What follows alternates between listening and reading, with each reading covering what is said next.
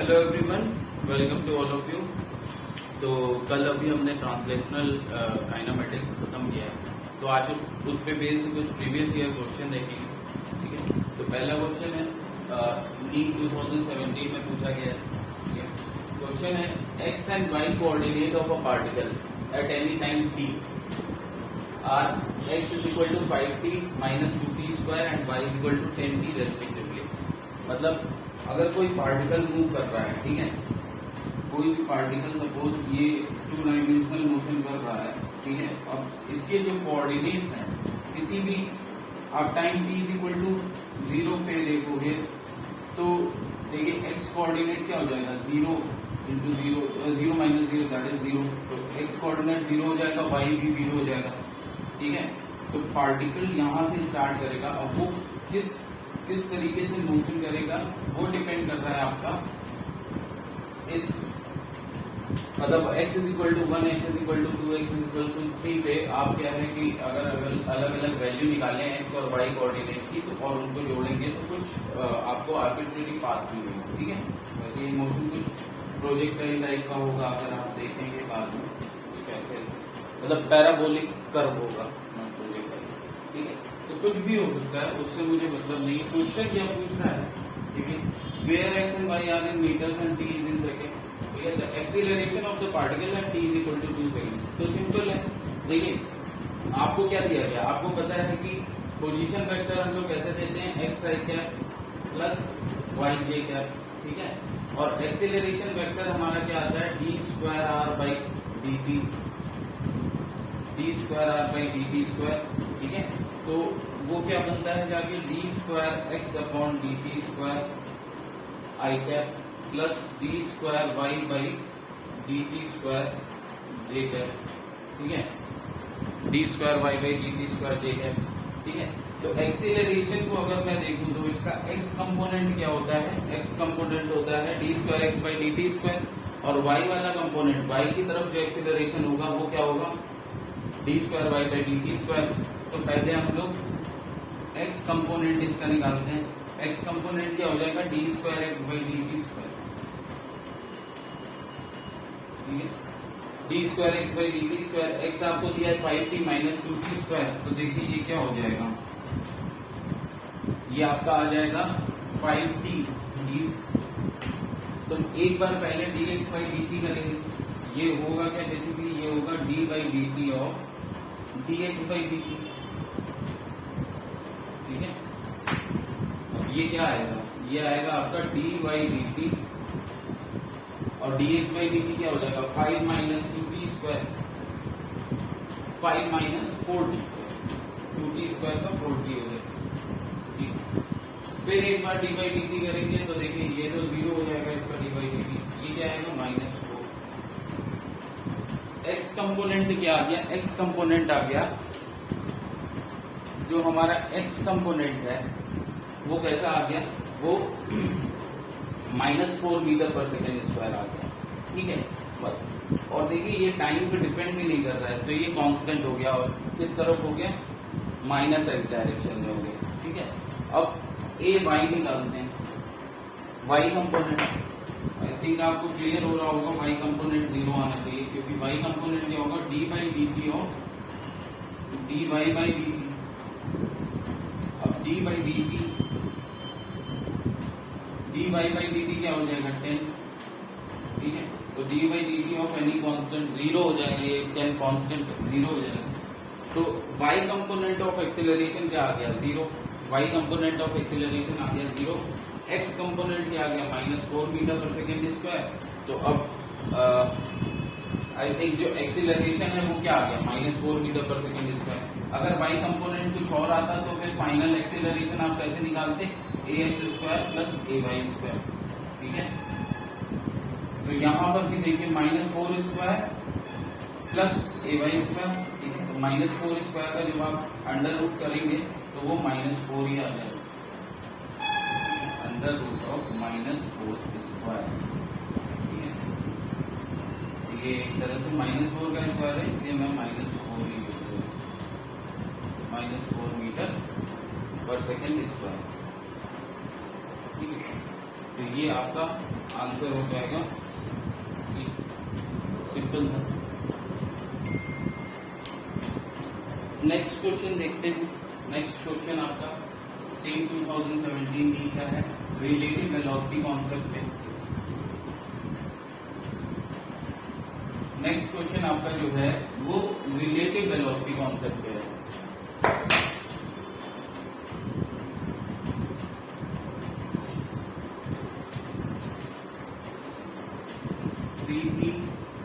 reach the metro station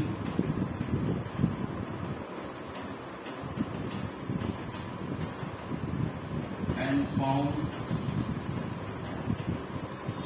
escalator, ठीक है, जो एस्केलेटर होता है जिसपे खड़े हो जाओ और वो मूव करता है, ठीक है, एस्केलेटर was not working, ठीक है।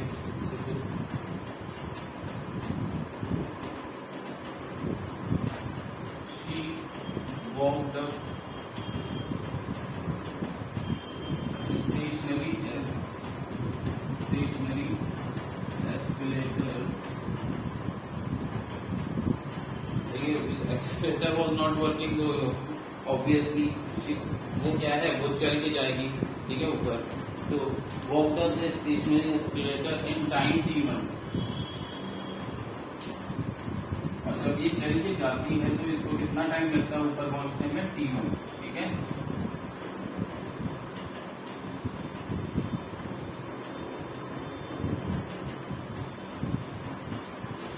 On other days, ठीक है, on other days when the escalator was working, ठीक है, तो on other days से यही मतलब है कि उन दिनों if she remains stationary on moving escalator,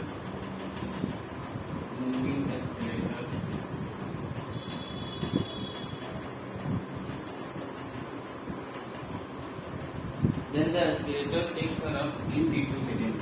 Then the escalator takes her up into t2 seconds. In t2 seconds.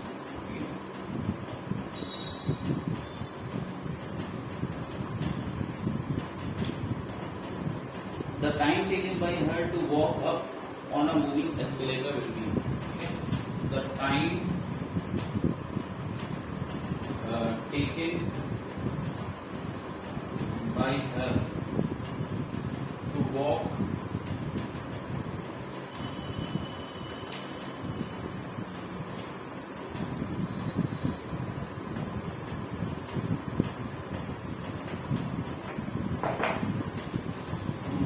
up on a moving escalator, ठीक है। कुछ ऑप्शन दिए गए हैं, एक ऑप्शन है T1 प्लस T2, दूसरा है T1 माइनस T2, सी है T1 plus T2 upon T1 T2, D है T1 T2 upon T1 plus T2, ठीक है। ये ऑप्शन है आपके, तो देखिए ये तो कभी नहीं हो सकता है क्योंकि अब तो टाइम कम ही लगेगा और ये T1 प्लस T2 ज्यादा टाइम, ठीक है। तो इसको देखिए समझिए क्वेश्चन क्या कह रहा है। क्वेश्चन कह रहा है कि सपोज ये पॉइंट ए नीचे है, पॉइंट बी, ए से बी तक जाने में उस पर्सन को कितना टाइम लग रहा है जब खुद चल के जा रहा है, ठीक है, जब खुद चल के जा रहा है तो उस पर्सन को कितना टाइम लग रहा है। तो सपोज ये किस वेलोसिटी से ऊपर जा रहा है, ये किस वेलोसिटी से सपोज ऊपर जा रहा है, ये किस वेलोसिटी से ऊपर जा रहा है, मैं कौन सी वेलोसिटी ले रहा हूँ, net velocity is direction, sorry मैं वर्टिकल मोशन को कंसीडर करूंगा। तो वर्टिकल मोशन को अगर मैं कंसीडर करूंगा तो सपोज ये वर्टिकल डिस्टेंस है आपकी डी, ठीक है, ये वर्टिकल डिस्टेंस कितनी है डी, ठीक है, तो कितना ऊपर आपको जाना है, तो अब आपको सपोज ये इसकी ऊपर की तरफ जो वेलोसिटी, तब जब एस्केलेटर मूव नहीं कर रहा है और ये खुद चल के जा रही है, ठीक है, तो इसकी ऊपर की तरफ वेलोसिटी कितनी है, मान लेते हैं v, ठीक है। तो देखिए, तो फिर हमारा T1 क्या हो जाएगा, अच्छा देखिए कांस्टेंट वेलोसिटी ही लेंगे क्योंकि ये एस्केलेटर पे चल रहा है, ठीक है, ऐसा नहीं है कि अंडर द ग्रेविटी मोशन है, अंडर द ग्रेविटी मोशन मतलब एक तरह से है अंडर द ग्रेविटी, बट वो कंसीडर नहीं करना है यहाँ। क्यों नहीं कंसीडर करना है, क्योंकि यहाँ पे एस्केलेटर पे जा रहे हैं, ठीक है, अगेंस्ट द ग्रेविटी जा रहे हैं, ठीक है, बट ऐसा नहीं है कि उछल के जा रहे हैं तो एक्सेलरेशन ड्यू टू ग्रेविटी नीचे लग रहा है, ऐसा नहीं है। देखिए क्या है, स्टेप बाई स्टेप जब आप ऊपर जाते जाएंगे ना, तो नीचे से आपको हर एक सीढ़ी पे आपको क्या मिलेगा, एक नॉर्मल रिएक्शन मिलेगा जो आपके वेट को कैंसिल कर देगा। तो नॉर्मल रिएक्शन आप पर लगेगा ऊपर की तरफ और वेट आपका होगा नीचे की तरफ mg, ठीक है, तो ये दोनों एक दूसरे को कैंसिल कर देंगे, तो नेट फोर्स जो होगा वो क्या हो जाएगा, आपके जीरो हो जाएगा। नेट फोर्स जीरो हो जाएगा तो नेट एक्सीलरेशन भी जीरो हो जाएगा, ठीक है। तो ये नॉन एक्सीलरेटेड फोर्स है, तो नॉन एक्सीलरेटेड मोशन है, मतलब कांस्टेंट वेलोसिटी रहेगी। तो कौन सी इक्वेशन गवर्न करेगी, वो इक्वेशन होगी v is equal to s t, ठीक है, v is equal to s upon t, s is equal to v t, ठीक है, ये इक्वेशन गवर्न करेगी। क्यों, क्योंकि ये कांस्टेंट वेलोसिटी मोशन है, ठीक है, कांस्टेंट वेलोसिटी मोशन है। तो अब देखिए फर्स्ट केस में जब ये स्टेयरकेस बंद है और ये खुद चल के जा रहा है, तो सपोज इसकी वेलोसिटी क्या है, v है।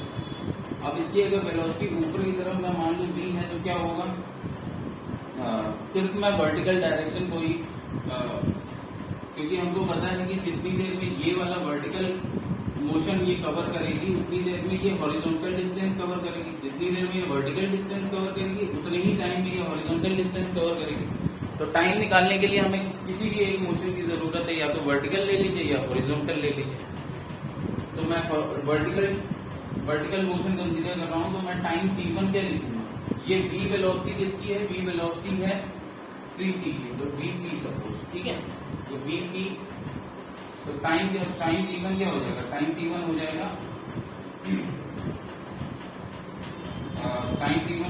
v s अपॉन, या ये डिस्टेंस कितना है d अपॉन vp, ठीक है, d अपॉन vp, ठीक है। तो अब मैं यहां से क्या लिख सकता हूं, मैं लिख सकता हूं कि ये आपका जो vp आएगा, वो आएगा d बाई t1, ठीक है, vp आ गया d बाई t1।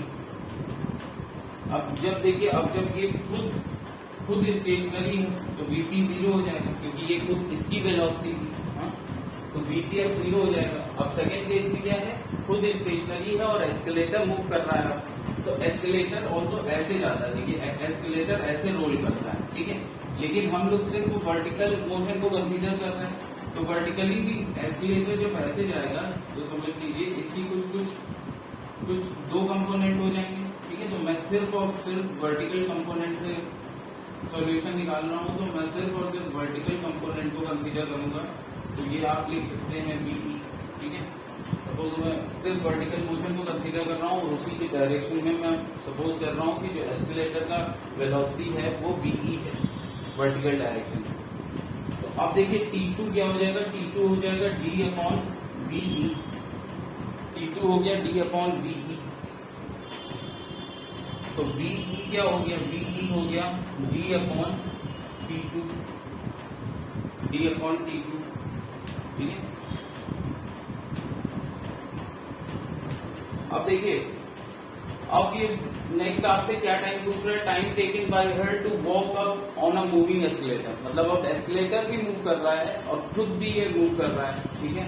तो अब टोटल वेलोसिटी, किस वेलोसिटी से ये ऊपर जाएगा, थर्ड केस में जब एस्केलेटर भी मूव कर रहा है और ये खुद भी मूव कर रही है, ठीक है, तो नेट वेलोसिटी जो हो जाएगी वी नेट अपवर्ड डायरेक्शन में, वी नेट अपवर्ड डायरेक्शन में जो हो जाएगा इन अपवर्ड डायरेक्शन, वो आपका हो जाएगा क्या,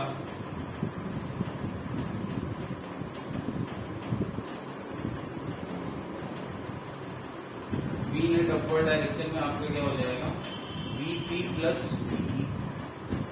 तो टाइम अब कितना लगेगा, time taken in moving upward, time taken in moving upward वो क्या हो जाएगा D upon VP plus VE. ठीक है, वीपी और वीई की वैल्यू यहां से पुट कर देंगे। ठीक है, फर्स्ट और सेकेंड से वीपी और वीई यहां पर रख दीजिए।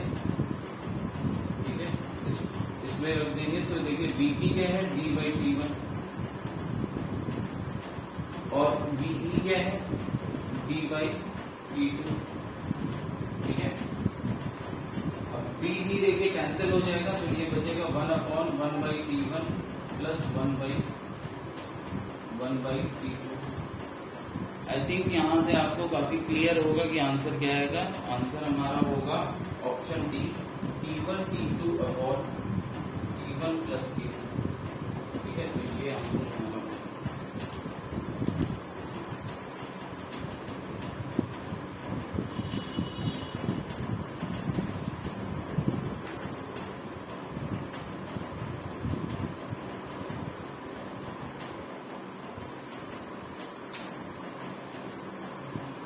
नेक्स्ट क्वेश्चन लेते हैं जो कि आपका जेईई मेंस में पूछा गया था।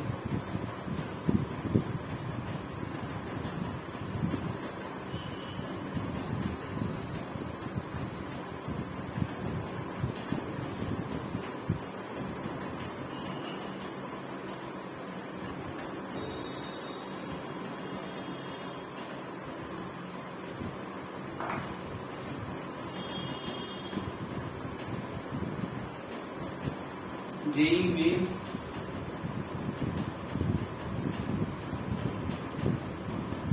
2015 में आया था। ठीक है, क्वेश्चन है two stones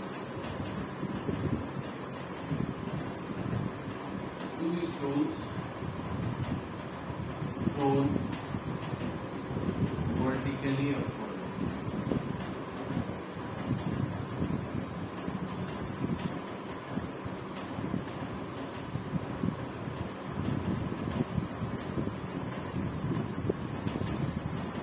Vertically up simultaneously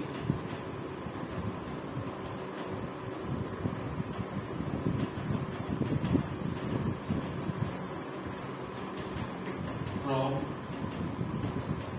the edge of a cliff.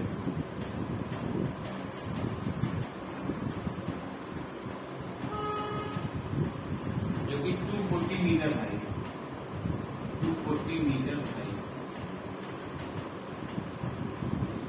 240 meter high with initial speed of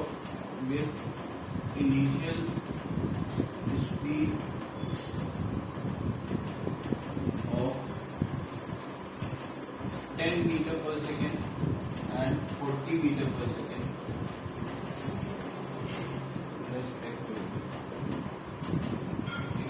respectively Hindi में मतलब होता है क्रमशः।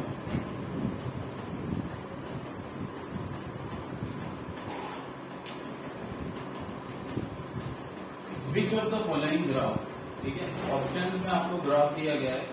Which of the following graphs,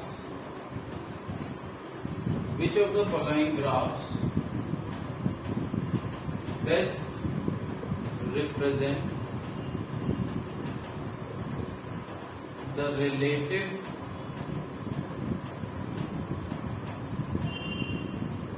variation in relative position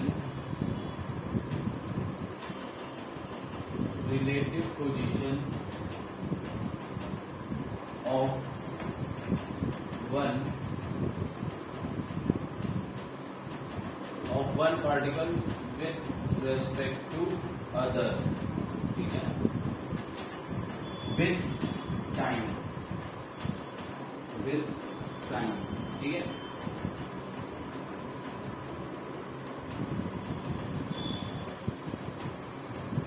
one with respect to other ये लिखा है, of second with respect to first लिखा है, of second with respect to first, ठीक है।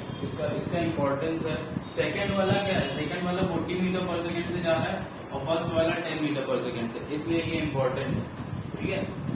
Of second with respect to first,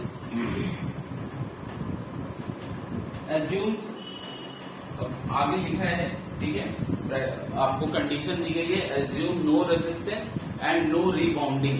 रीबाउंडिंग का मतलब होता है कि ऐसा नहीं सोचना है कि बॉल एक बार जमीन पे आके गिर गई, उसके बाद वो बाउंस होके वापस ऊपर आएगी फिर नीचे गई, ये नहीं, तो वो नेग्लेक्ट करना है, ऐसा आपका क्वेश्चन में लिखा है। क्वेश्चन में दो चीज नेग्लेक्ट करने को लिखी है, क्या क्या, एक तो एयर रेजिस्टेंस जो कि हम हमेशा ही करते हैं, दूसरा क्या है कि बॉल एक बार स्ट्राइक करेगी, जो भी पहले, दोनों में से कोई ना कोई एक ऐसी होगी जो पहले जाके स्ट्राइक करेगी अर्थ को, ठीक है।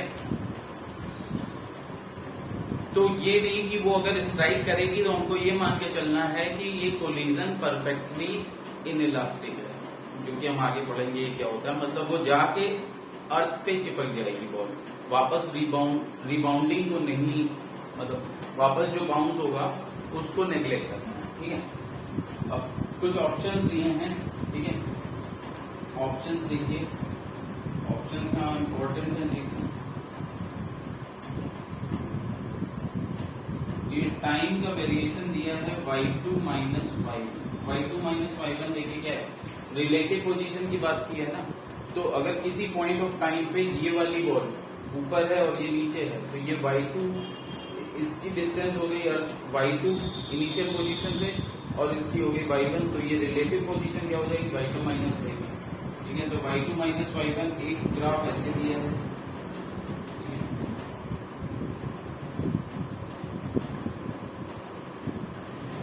ये दिया है आपको 8 सेकेंड और ये दिया है आपका 12 सेकेंड।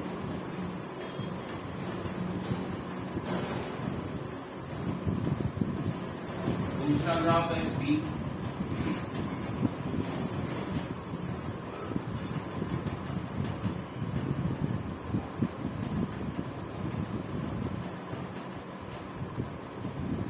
ये 8 सेकेंड और ये 12 सेकेंड, ठीक है। थर्ड ग्राफ आपका क्या है, सी पार्ट। सी पार्ट में देखिए ये y2 माइनस y1 है, ये b है, इसे ऐसे दिया है और ये दे दिया है 12 सेकेंड। बी पोर्शन क्या है आपका, बी पार्ट पे दिया है टाइम y2 माइनस y1 और ग्राफ आपका कुछ ऐसे है,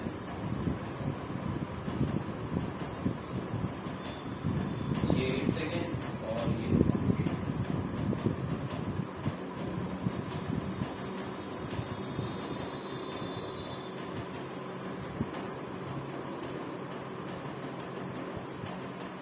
ये टाइम है आपका, ये है आपका 12 सेकेंड।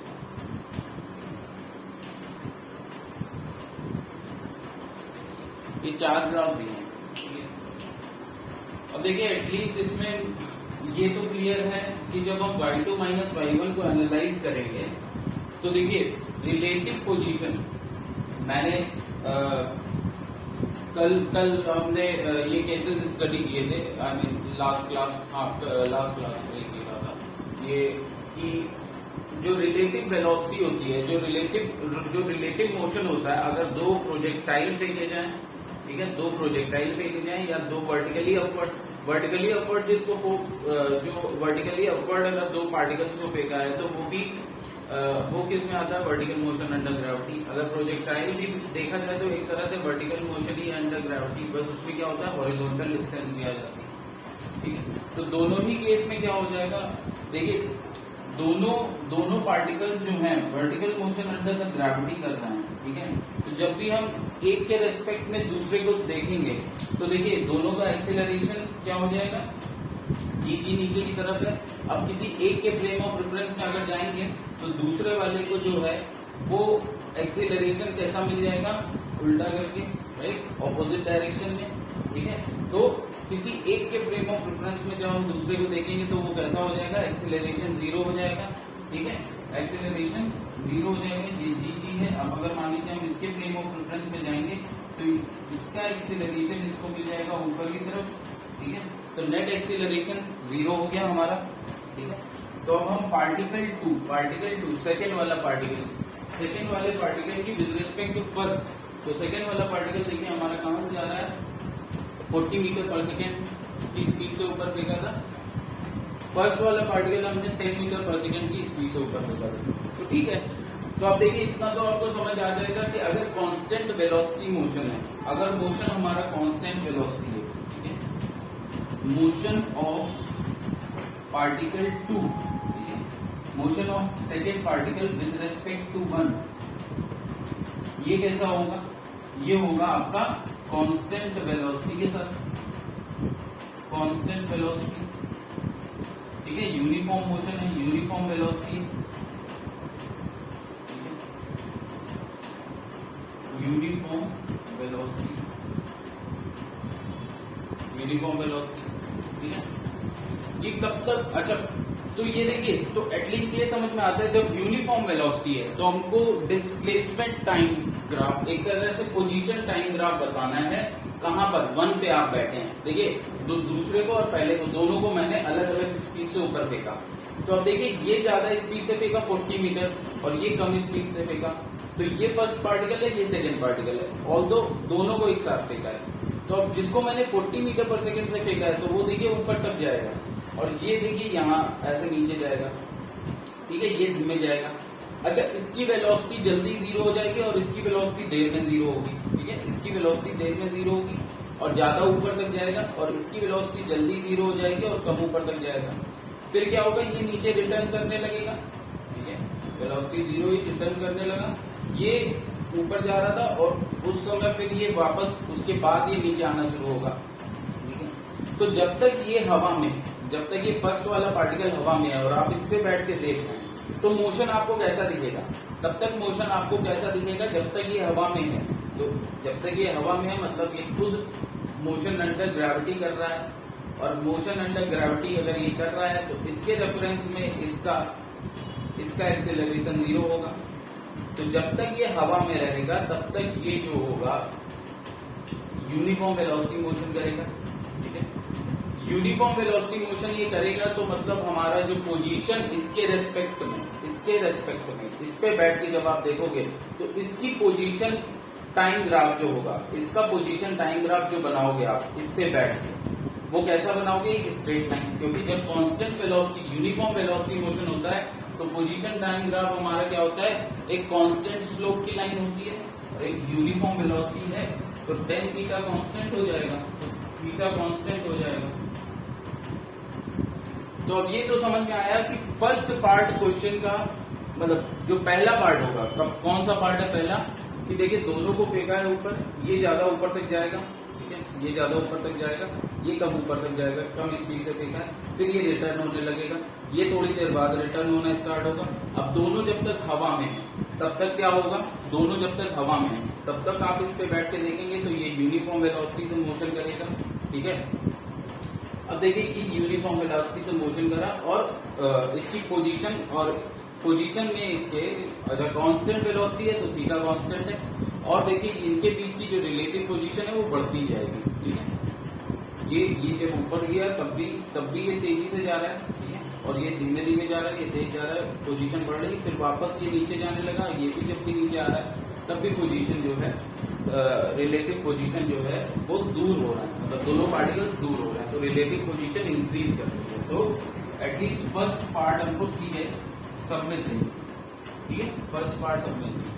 अब देखिए सेकेंड पार्ट में क्या होगा, सेकेंड पार्ट जब ये नीचे पहुंच जाएगा, कोई भी एक पार्टिकल मान लेते हैं, ये जो पहला वाला पार्टिकल है ये पहले नीचे पहुंच जाएगा। ये हमको कैलकुलेट करना पड़ेगा अभी अलग से, ठीक है। कौन देखिए हमको 2 टाइम पीरियड दिए हैं, 8 सेकंड 12 सेकंड, बस 8 सेकंड और 12 सेकंड पे हम इनकी पोजीशन देख लेंगे, तो अकॉर्डिंगली हमको पता चल जाएगा कौन पहले नीचे पहुंचा, ठीक है। अभी करेंगे, लेकिन पहले समझ लेते हैं कि मान लीजिए कोई एक नीचे पहुंच गया, ठीक है, मान लीजिए ये नीचे पहुंच गया, ठीक है। अब ये जो था, जो हवा में पहले था, लेकिन नीचे पहुंचने के बाद अब ये तो है नहीं, रिबाउंडिंग को नेग्लेक्ट करना है, तो ये गया और अर्थ से चिपक गया। अर्थ से ये जैसे ही अटैच हुआ, ठीक है, तो अब अर्थ के फ्रेम ऑफ रेफरेंस में आ गया। ये पार्टिकल जैसे ही जाके अर्थ पे अटैच हुआ, ये अर्थ के फ्रेम ऑफ रेफरेंस पे आ गया, ठीक है, रेस्ट पे आ गया, ठीक है। अब लेकिन ये पार्टिकल जो हवा में था, ये अब इसको कैसा दिखेगा, अपनी तरफ आता हुआ दिखेगा। तो सबसे पहले तो अब रिलेटिव पोजीशन डिक्रीज होगी, ठीक है, रिलेटिव पोजीशन डिक्रीज होगी और कुछ टाइम के बाद देखिए रिलेटिव पोजीशन 0 हो जाएगी जब ये पार्टिकल भी नीचे आ जाएगा।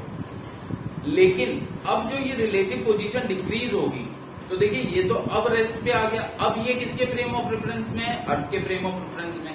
अर्थ के फ्रेम ऑफ रेफरेंस में ये वाला बॉडी जो है, ये वाला सेकेंड पार्टिकल, ये अभी भी फॉल कर रहा है। और ये कैसे फॉल कर रहा है, अंडर द ग्रेविटी, है ना, ग्रेविटी के अंडर द ग्रेविटी फॉल कर रहा है। अब अंडर द ग्रेविटी जब ये फॉल कर रहा है, तो रिलेटिव पोजीशन जो अब देखिए इस मूवमेंट के बाद, इस टाइम के बाद, जब ये आके नीचे अर्थ पे चिपक गया, उस टाइम के बाद इसका मोशन कैसा हो जाएगा, कांस्टेंट एक्सेलरेशन, ठीक है। अब ये रेस्ट पे आ गया, तो अब चाहे इसका फ्रेम ऑफ रेफरेंस और अर्थ का फ्रेम ऑफ रेफरेंस दोनों सेम हो गया, और ये बॉडी अंडर ग्रेविटी फॉल कर रही है, तो अब इस बॉडी का मोशन कैसा हो गया, कांस्टेंट एक्सेलरेशन मोशन हो गया। कांस्टेंट एक्सेलरेशन मोशन होने पे जो डिस्प्लेसमेंट होता है, रिलेटिव पोजीशन या फिर रिलेटिव डिस्प्लेसमेंट, जो भी समझिए आप इसको, रिलेटिव पोजीशन है क्या, डिस्प्लेसमेंट ही तो हो रहा है जो कि चेंज हो रहा है, ठीक है, वो होता है यूटी। उसका टाइम वेरिएशन कैसा होता है, UT minus half GT square, UT minus half GT square, ठीक है। टी स्क्वायर का टी स्क्वायर, ठीक है, टी स्क्वायर से क्या समझते हैं, टी स्क्वायर से समझते हैं कि अब जो पाथ होगा वो कैसा होगा, वो पैराबोलिक हो, मतलब पाथ नहीं, जो पोजीशन टाइम कर्व होगा, जो पोजीशन टाइम कर्व होगा वो कैसा होगा, पैराबोलिक होगा, ठीक। अब जो पोजीशन टाइम कर्व कब, जब ये पार्टिकल, एक पार्टिकल आके जमीन पे एक पार्टिकल आके जमीन पे गिर गया, ठीक है, जमीन ये वहीं पर पड़ा रहेगा, ये रिबाउंड नहीं करेगा, ठीक है, ये वहीं पर पड़ा रहेगा और इसको अपनी तरफ आता देखेगा under the gravity motion, constant acceleration motion है, तो उसमें जो रिलेटिव डिस्प्लेसमेंट होगा वो होगा टाइम के स्क्वायर वाली इक्वेशन लगेगी, UT minus half GT square. और वो जब टाइम, जब डिस्प्लेसमेंट टाइम की सेकेंड पावर के करस्पॉन्डिंग वेरी कर रहा है, तो वो ग्राफ कैसा होगा, पैराबोलिक होगा, ठीक है।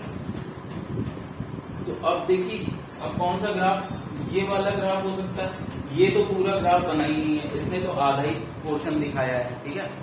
और ये वाले ग्राफ में देखिए, ये भी अगर हम हाफ पार्ट ऑफ पैराबोला ले लें, तो अब आंसर या तो ये हो सकता है या ये हो सकता है, ठीक है।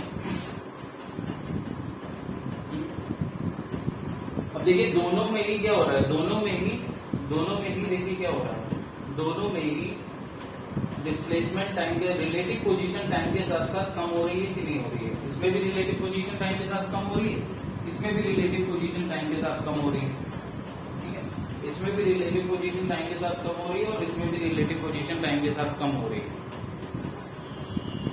क्योंकि रिलेटिव पोजीशन तो टाइम के साथ कम होनी है, ठीक है। एक बार पार्टिकल नीचे आ गया, दूसरा वाला, पहला वाला, तो दूसरे वाले की पोजीशन टाइम के साथ कम होनी है, ठीक है, तो काम वो हो रही है। लेकिन अब ये सोचिए कि वेलोसिटी के साथ क्या होगा, इसके रेस्पेक्ट में, जब ये पार्टिकल अर्थ पे आ गया है, तो इसके रेस्पेक्ट में इसकी वेलोसिटी अब इंक्रीज करेगी या डिक्रीज करेगी, इंक्रीज करेगी या डिक्रीज करेगी, इंक्रीज करेगी। नीचे आएगी, जब नीचे आएगी तो इंक्रीज करेगी, ऊपर जाएगी तो डिक्रीज करेगी, क्योंकि एक्सेलरेशन ड्यू टू ग्रेविटी नीचे की तरफ है ना, तो ये नीचे आएगी तो इंक्रीज करेगी। अब जो इंक्रीज होगा, अब देखिए या तो ये ग्राफ है या ये ग्राफ है, ठीक है। अब दोनों ग्राफ में अगर हम देख लें कि वेलोसिटी किसमें इंक्रीज कर रही है, तो वेलोसिटी किसमें इंक्रीज कर रही है? तो मैंने आपको बताया था कि वेलोसिटी हम लोग डिस्प्लेसमेंट या पोजीशन टाइम ग्राफ पे कैसे देखते हैं, टेंजेंट ड्रॉ करके। तो देखिए हम जब इस पे टेंजेंट ड्रॉ कर रहे हैं तो देखिए ये वाला एंगल, ऑल्दो हम ये वाला एंगल लेते हैं, ठीक है, लेकिन यहाँ पर क्या है माइनस टेन थीटा वाला पोर्शन, माइनस टेन थीटा हो जाएगा स्लोप। माइनस साइन सिर्फ ये दिखा रहा है कि वेलोसिटी नीचे की तरफ है, वेलोसिटी नीचे की तरफ है, ठीक है। तो माइनस साइन से मतलब नहीं है, ठीक है, मैग्नीट्यूड से मतलब है। तो मैग्नीट्यूड वाला कौन सा होगा? ये वाला थीटा, एक्यूट एंगल। तो देखिए ये जो थीटा है ये कम हो रहा है, ये जो थीटा है देखिए, सॉरी ये जो थीटा है मैग्नीट्यूड वाला थीटा कौन सा होता है? छोटा वाला। तो ये जो थीटा है ये देखिए बढ़ रहा है, ये थीटा बढ़ रहा है, मतलब ये वाला ग्राफ क्या दिखा रहा है? ये वाला ग्राफ आपको दिखा रहा है कि वेलोसिटी इंक्रीज हो रही है। ये वाले ग्राफ में क्या हो रहा है? ये वाले ग्राफ में देखिए, ये वाले ग्राफ में ये वाला जो थीटा है जो मैग्नीट्यूड देखा, ठीक है, ये वाला जो थीटा है ये देखिए ये कम हो रहा है, ठीक है। ये वाले ग्राफ में देखिए ये वाला जो थीटा है हर पॉइंट पे आप अगर टेंजेंट ड्रॉ करेंगे तो ये क्या हो रहा है? ये कम हो रहा है, ठीक है ना। आई थिंक आपको क्लियर हो। जब बॉडी ऊपर से नीचे आती है तो हमारा जो स्लोप होता है वो क्या हो जाता है? स्लोप हो जाता है माइनस टेन थीटा, क्योंकि थीटा हम लोग ये लेते हैं, लेकिन ये क्या होगा इस केस में? इस केस में ये होगा 180 माइनस थीटा, 180 माइनस थीटा। अगर मैं इसको थीटा ले लूं, ठीक है, तो ये 180 माइनस थीटा हो जाएगा। तो tan 180 माइनस थीटा ही होगा स्लोप, लेकिन वो आएगा क्या? माइनस टेन थीटा, ठीक है, जहां पे माइनस साइन क्या दिखाता है कि डायरेक्शन किस तरफ है, तो बॉडी नीचे की तरफ आ रही है। और tan थीटा क्या बताएगा? मैग्नीट्यूड। तो हमको मैग्नीट्यूड देखना है कि घट रहा है कि बढ़ रहा है। तो देखिए ऑब्वियसली अगर एक पार्टिकल रेस्ट पे दूसरा पार्टिकल अंडर द ग्रेविटी नीचे आ रहा है तो क्या होगा? मैग्नीट्यूड इंक्रीज करेगा वेलोसिटी का। तो मैग्नीट्यूड के लिए हम लोग ये छोटा वाला थीटा देखेंगे आला, ठीक है। अब ये देखिए अगर ये थीटा बढ़ रहा है तो मतलब मैग्नीट्यूड बढ़ रहा है, और यहाँ पर देखिए ये थीटा क्या हो रहा है? ये थीटा कम हो रहा है, ठीक है। यहाँ पर हर एक पॉइंट पे क्या हो रहा है? ये थीटा कम हो रहा है, ठीक है। कंपेयर कर लीजिए, तो इस वाले में मैग्नीट्यूड वेलोसिटी कम हो रहा है, तो ये आंसर नहीं हो सकता, आंसर ये हो सकता है। लेकिन अब बस एक चीज चेक करनी है कि 8 सेकेंड पे क्या हो रहा है, 12 सेकेंड पे क्या हो रहा है, ठीक है। क्योंकि ऐसा हो सकता है कि 12 सेकेंड के पे आके पहला वाला पार्टिकल नीचे आया और दूसरा वाला पार्टिकल अभी भी हवा में। तो हो सकता है कि इन्होंने ग्राफ ये वाला जो बनाया है ये सही हो। क्यों? क्योंकि इन्होंने half portion of the graph दिखाए, ठीक है। इसलिए हमको 8 सेकेंड और 12 सेकेंड पे पोजीशन चेक करना जरूरी है, ठीक है।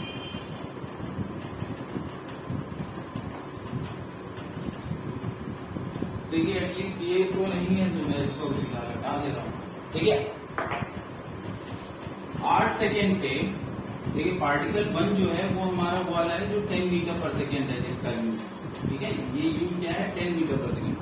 पार्टिकल 2 जो है हमारा वो क्या है 40 मीटर पर सेकेंड, ठीक है। U1 U2 और दोनों को एक क्लिप से फेंका गया था जो कि कितनी थी? इसकी हाइट है 240 मीटर, ठीक है।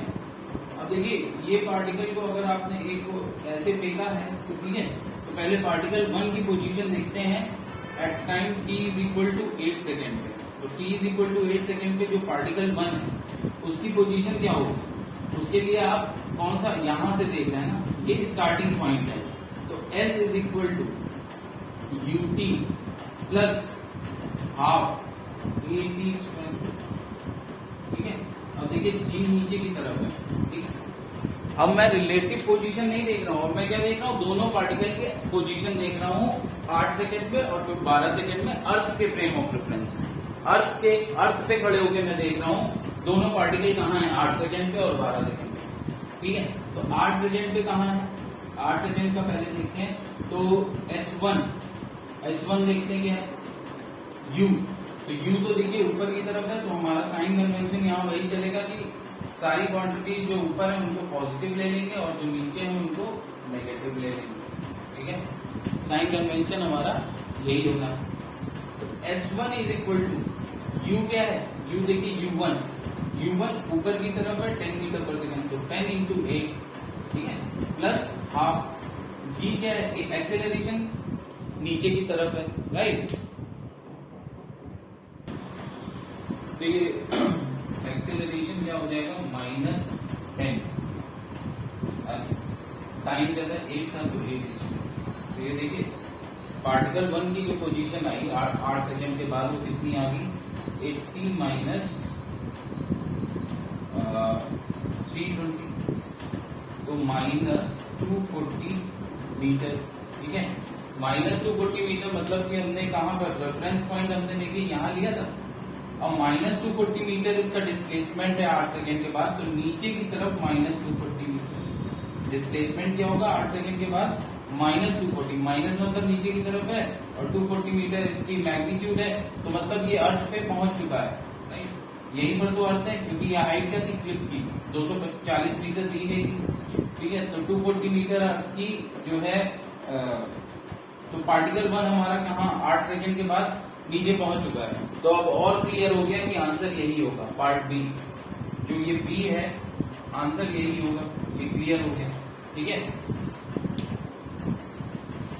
तो मुझे S2 की जरूरत ही नहीं निकालने की, फिर भी अगर आपको देखना है आप देख सकते हैं। देखिए S2 क्या आएगा, UT, तो UT क्या है 40 ऊपर की तरफ है, T 8 माइनस हाफ जी क्योंकि नीचे की तरफ है इसलिए माइनस पुट कर दिया, ठीक है। 64 8 स्क्वायर, ठीक है। तो ये देखिए ये कितना आ जाएगा 320 माइनस 320, तो ये 0। अब ये 0 मतलब S2 क्या है, S2 है वर्टिकल डिस्प्लेसमेंट किसके रेस्पेक्ट में, ठीक है। आप y1 y2 भी यूज कर सकते हैं। तो वर्टिकल डिस्प्लेसमेंट किसके रेस्पेक्ट में, पॉइंट, इस पॉइंट से हमने देखा है, इस पॉइंट को स्टार्टिंग पॉइंट माना है। तो अगर S2 0 आ रहा है तो इस पॉइंट को जो मैंने स्टार्टिंग पॉइंट माना है, मतलब जो पार्टिकल 2 था, पार्टिकल 1 यहाँ पहुंच चुका है 8 सेकेंड बाद और पार्टिकल 2 यहाँ पर है, ठीक है। मतलब ऊपर जाके वापस आ रहा था तो यहाँ तक आ चुका है, ठीक है। अब ये नीचे जाएगा, तो अब जब ये नीचे जाएगा तो देखिए पार्टिकल 1 ऑलरेडी रेस्ट पे आ चुका है, पार्टिकल 2 अब नीचे आ रहा है। तो अब पार्टिकल 1 अर्थ के फ्रेम ऑफ रेफरेंस में है, तो अब रिलेटिव पोजीशन देखिए डिक्रीज होगी, और क्या होगा, और ये होगा जो पार्टिकल है वो अंडर ग्रेविटी मोशन करने लगेगा, है ना, पार्टिकल 1 के अकॉर्डिंग। तो पार्टिकल 1 कौन सा, पार्टिकल 1 यही देखेगा कि ये अंडर ग्रेविटी मोशन कर रहा है और स्पीड इसकी इंक्रीज हो रही है, तो जो tan थीटा है वो यूं होगा, राइट। मतलब जो स्लोप है, जो स्लोप है वो इस तरीके से इंक्रीज होगा, ठीक है। तो आंसर आपका ये आ जाता है।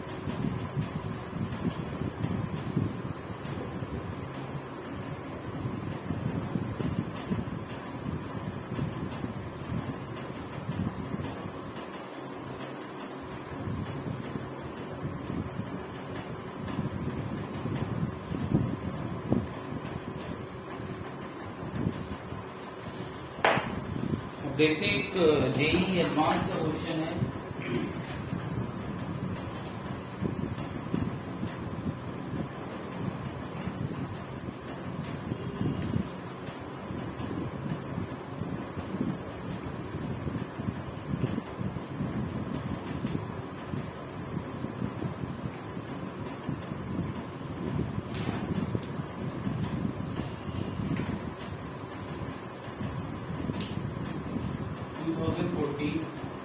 जेईई एडवांस का है क्वेश्चन है,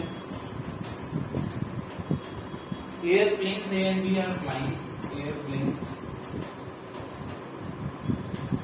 ए and B are flying,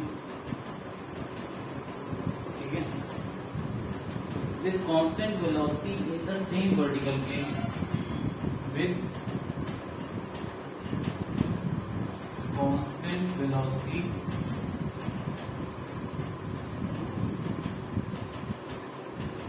in the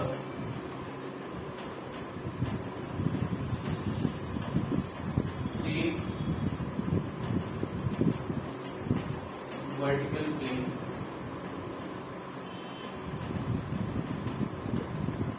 with constant velocity in the same vertical plane at angle 30 degree and 60 60 degree with the at angle 30 degree and 60 degree with the horizontal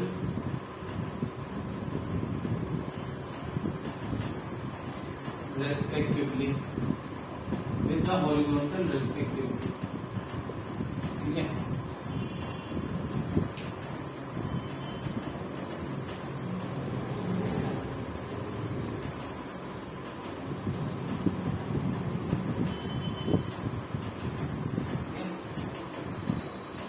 as shown in the figure.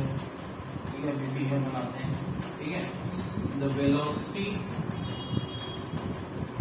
of A is 100√3 meter per second. The velocity of A is 100√3 meter per second.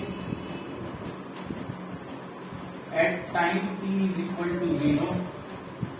At time t is equal to 0, the दे रहा है an observer in A. ठीक है, an observer in A, airplane A, finds B is at 500 meter. ठीक है,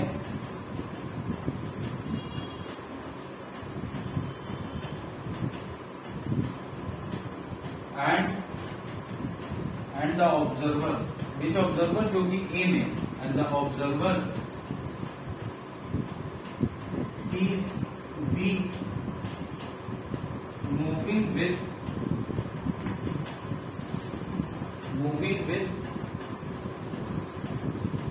constant velocity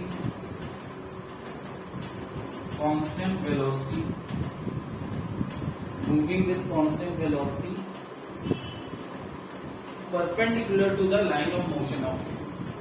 Perpendicular to the line of motion of A. ठीक है, perpendicular to the line of motion of A. If at t is equal to t naught, if at t is equal to t naught, ठीक है, if at t is equal to t naught, A just escapes being hit by B. ठीक है, A just escapes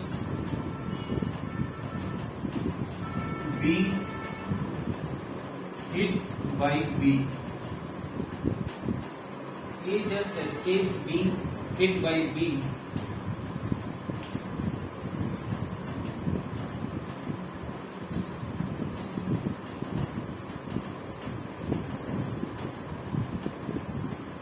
तो हमको ये भी बताना है कि T naught in seconds will be, T naught in seconds कितना होगा, T naught in seconds will be. ठीक है, ये मुझे बताना है. फिर ये क्वेश्चन है based upon closest distance of approach. ठीक है,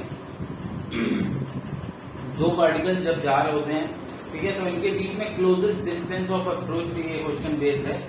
क्लोजेस्ट डिस्टेंस ऑफ अप्रोच के लिए देखिए हमको थोड़ा सा एक चीज समझनी है.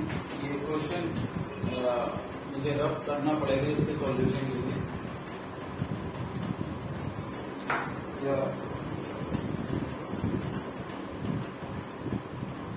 क्लोजेस्ट डिस्टेंस ऑफ अप्रोच थोड़ा समझ लेते हैं.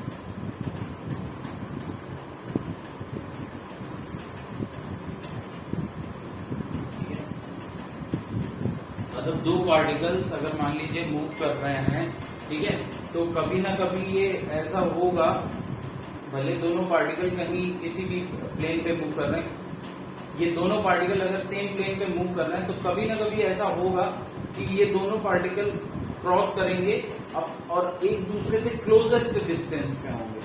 ठीक है, तो जब भी सपोज करिए ये पार्टिकल ऐसे क्रॉस कर रहा है, तो जब भी एक दूसरे से क्लोजेस्ट डिस्टेंस पे होंगे वो डिस्टेंस हम लोग कौन सी लेंगे, परपेंडिकुलर डिस्टेंस लेंगे, ठीक है। तो जैसे कि सपोज आपका ये एक पाथ है, ये एक पाथ है, ठीक है, मतलब ये समझ लीजिए आपका कोई लेन है, ठीक है, तो लेन है,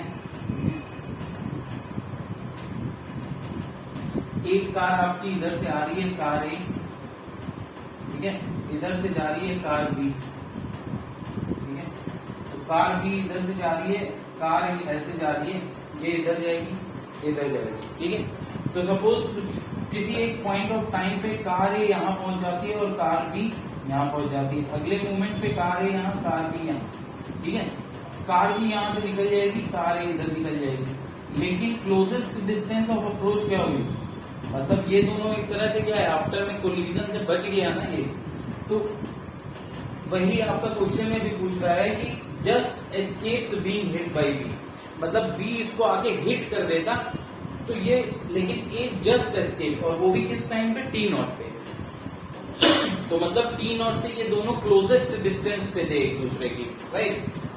जैसे कि यहाँ पे कार ए और कार बी अभी क्लोजेस्ट डिस्टेंस पे है, ठीक है, तो इस समय मैं बोलूंगा car A just escape being hit by B, ठीक है। तो अब देखिए ये क्लोजेस्ट डिस्टेंस अगर आप दोनों को अलग अलग सोल्व करेंगे तो थोड़ा सा जो है कॉम्प्लिकेटेड हो जाता है सॉल्यूशन, इसलिए बेटर क्या है कि अब मैं किसी एक के फ्रेम ऑफ रेफरेंस में चला जाऊं, तो सपोज मैं कार बी के फ्रेम ऑफ रेफरेंस में चला गया। अब जब मैं कार बी के फ्रेम ऑफ रेफरेंस में गया तो देखिए कार ए की अपनी जो वेलोसिटी थी बी ए इस तरफ, ये तो रहेगी, और कार बी की जो ऊपर की तरफ, सपोज कार बी इस तरफ वी भी वेलोसिटी से जा रहा था, राइट, ये हमारा कार बी है, इस लेन पे चल रहा है कार बी, तो कार बी अगर हमारा इस तरफ जा रहा था वी वेलोसिटी से, तो अब जब बी के फ्रेम ऑफ रेफरेंस में आगे देखेंगे तो वी वेलोसिटी कार ए को मिल जाएगी अपोजिट डायरेक्शन में। तो देखिए नेट वेलोसिटी जो car A with respect to B होगी, ठीक है, जो car A with respect to B होगी वो क्या होगी, सपोज कुछ ऐसे जाएगी, ठीक है,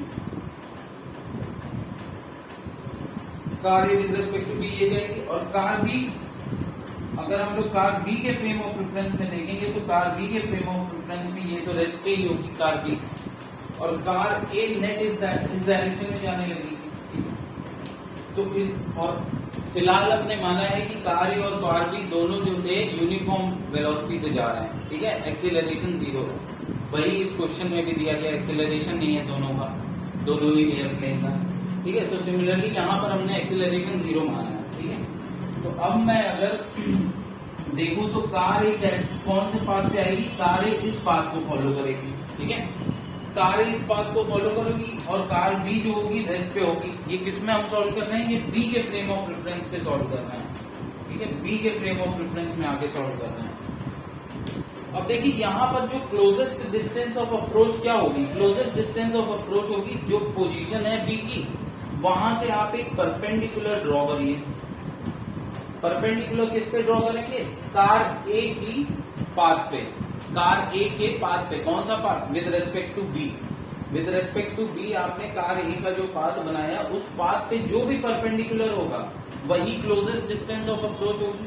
और ये आप अर्थ के फ्रेम ऑफ रेफरेंस में निकालिए या किसी एक वन ऑफ द कार के फ्रेम ऑफ रेफरेंस में निकालिए, दोनों में से किसी एक कार के फ्रेम ऑफ रेफरेंस में निकालिए, ये जो distance of closest distance of approach आएगी ये सेम आएगी, ठीक है।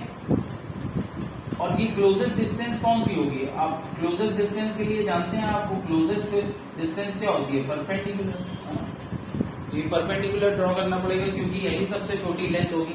बाकी इस लाइन पे जब कार है तो कार की पोजीशन किसी भी पॉइंट पे आप देखिए, अगर वहां से इस कार बी की दूरी निकालेंगे तो वो हमेशा ज्यादा ही आएगी।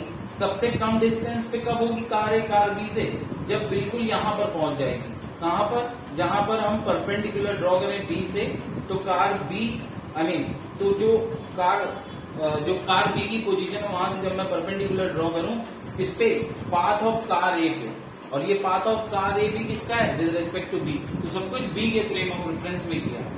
उसके बाद मैंने परपेंडिकुलर डाला किस पे, कार ए के पाथ पे,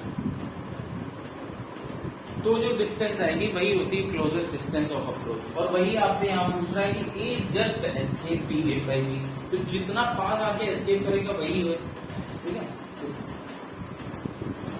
लेकिन आपसे यहाँ पे क्या पूछ रहे हैं कि आपको टाइम दे दिया है कि किस टाइम पे ये बिल्कुल करीब होगा और उस पे फिर आपको सॉल्व करना है। तो देखिए इसको मैं थोड़ा रफ करना पड़ेगा, नोट करके।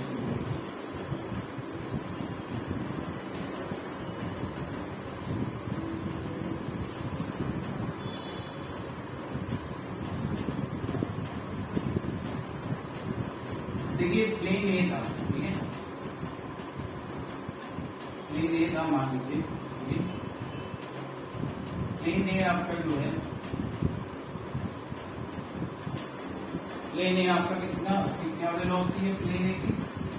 प्लेन ए की आई थिंक वेलोसिटी है ये 30 डिग्री एंगल हॉरिजॉन्टल से बना रहा है और इसकी वेलोसिटी वी ए आपको कितना दिया गया है? 100√3 है, 100√3 मीटर पर सेकेंड दिया गया था। और देखिए दूसरा प्लेन बी है, दूसरा प्लेन बी है, ठीक है।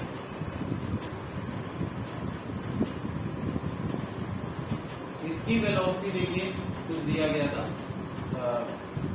इसकी वेलोसिटी यानी कोई वैल्यू नहीं दी गई है, बस ये दिया गया है कि ये 60 डिग्री एंगल, ये तो मैंने अर्थ के फ्रेम ऑफ रेफरेंस में बना दिया, ये अर्थ के फ्रेम ऑफ रेफरेंस में बनाया, ठीक है। क्वेश्चन में था कि जो ऑब्जर्वर ए में बैठा है वो time t is equal to 0 पे b को 500 मीटर में देख रहा है और कांस्टेंट वेलोसिटी से आता देख रहा है perpendicular to the line of motion of A, perpendicular to the line of motion of A के आगे देखा है। तो अब मैं पहले फ्रेम ऑफ रेफरेंस ए पे जा रहा हूँ, ए के फ्रेम ऑफ रेफरेंस पे जाऊंगा। ए के फ्रेम ऑफ रेफरेंस पे जैसे ही मैं जाऊंगा तो देखिए ए रेस्ट पे आ जाएगा, ठीक है। ये आपका हॉरिजॉन्टल हो गया, हॉरिजॉन्टल लाइन। ए फ्रेम ए आपका जो है रेस्ट पे आ जाएगा, लेकिन इसका थोड़ा लाइन ऑफ एक्शन में बना लाइन ऑफ मोशन में बना ले रहा हूं। लाइन ऑफ मोशन इसका 30 डिग्री पे था,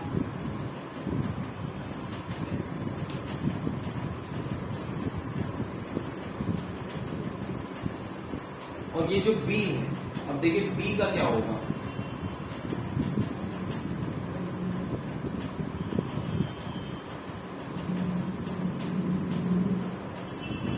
B की अपनी वेलोसिटी है, B की अपनी वेलोसिटी है VB, ठीक है। लेकिन A के फ्रेम ऑफ रेफरेंस में B को वेलोसिटी एक और मिल जाएगी, कौन सी मिल जाएगी? वो होगी VA की, लेकिन अपोजिट डायरेक्शन में। तो ये एंगल 30 था,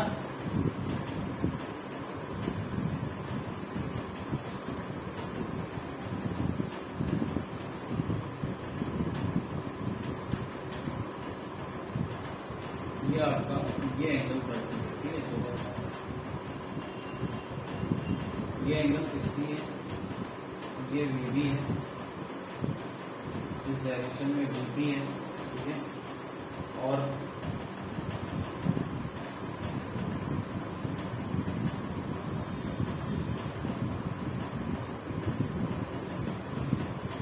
तो ये एंगल, अगर ये एंगल 30 है और आपकी जो VA वेलोसिटी थी इस तरफ, वो इसको B को, एयरप्लेन B को इस तरफ मिल जाएगी, ठीक है। ये VA मिल गई, ये एंगल 30 है, ये 60 है, ये 60 है। तो देखिए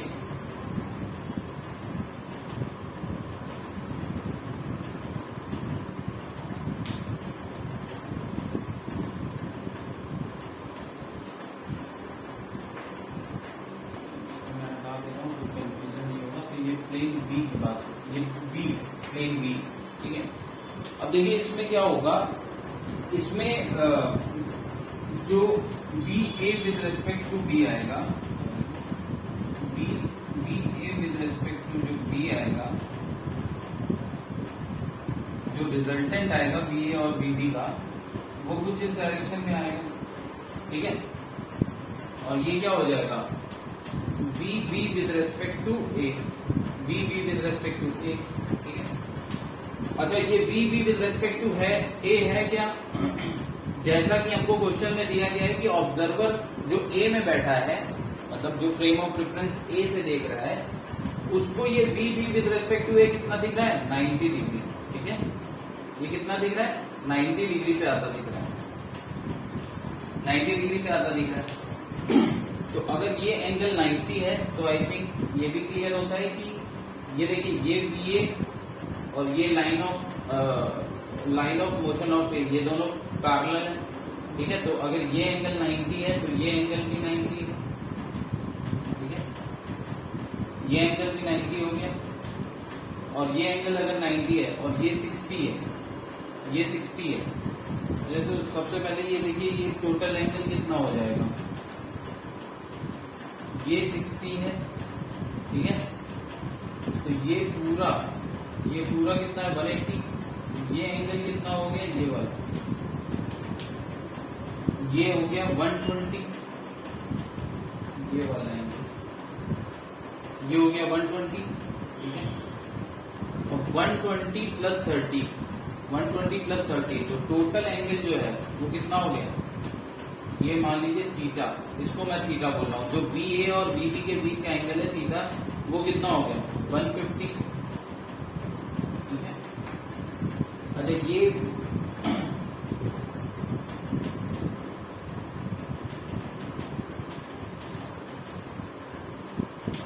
तो देखिए, अब ये एंगल आपका 90 है, ये एंगल 90 है, ये 150 है, तो ये एंगल कितना आएगा, ये वाला, जो नेट वेलोसिटी वीबीए है वो वीबी से कितना एंगल बना रहा है, ठीक है, अल्फा मान लेते हैं, इसको एंगल का नाम है, ये अल्फा एंगल, ठीक है।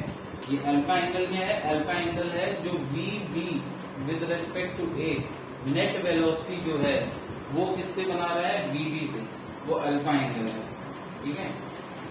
तो थीटा एंगल है 150, जो कि किसके बीच का एंगल है, एंगल बिटवीन, ठीक है, वी ए, या ये माइनस वी ए एक्चुअली, तो आप लिखेंगे माइनस वी ए, है ना, and we B, vector minus we A और वेक्टर वी बी के बीच में।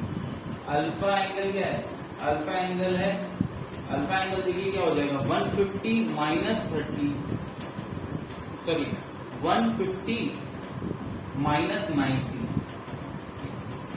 150 माइनस 90, ये आ जाएगा आपका 60 डिग्री। ये एंगल किसके बीच का है, angle between V B with respect to A and we B, ठीक है। ये किसके बीच का एंगल है, angle between V B with respect to A and we B. तो ये V B with respect to A है और ये वी डी, इसके बीच का एंगल है। अब देखिए, सबसे पहले अगर आप देखें तो V B with respect to A होगा क्या, V B with respect to A क्या होगा, V B with respect to A जो आपका आएगा वो आएगा, पहले आप वी बी के कंपोनेंट करिए, तो ये देखिए क्या आएगा, वी बी कॉस 60 आई कैप, वी बी कॉस 60 आई कैप, और ये वी ए का कंपोनेंट इस तरफ आएगा, क्या आएगा, we A cos 30 minus I cap, तो हम लिख सकते हैं minus we A cos 30 I cap, ठीक है। कुछ नहीं करना है, vector B A plus vector B B होगा, तो vector B A B B को हम लोग आई कैप जे कैप के कंपोनेंट में पहले अलग कंपोनेंट में अलग अलग लिख लेंगे, और उसके I cap J cap component को एडिशन मतलब ऐड करके फाइनल हमारा V B with respect to A net velocity vector और B with respect to A आ जाएगा।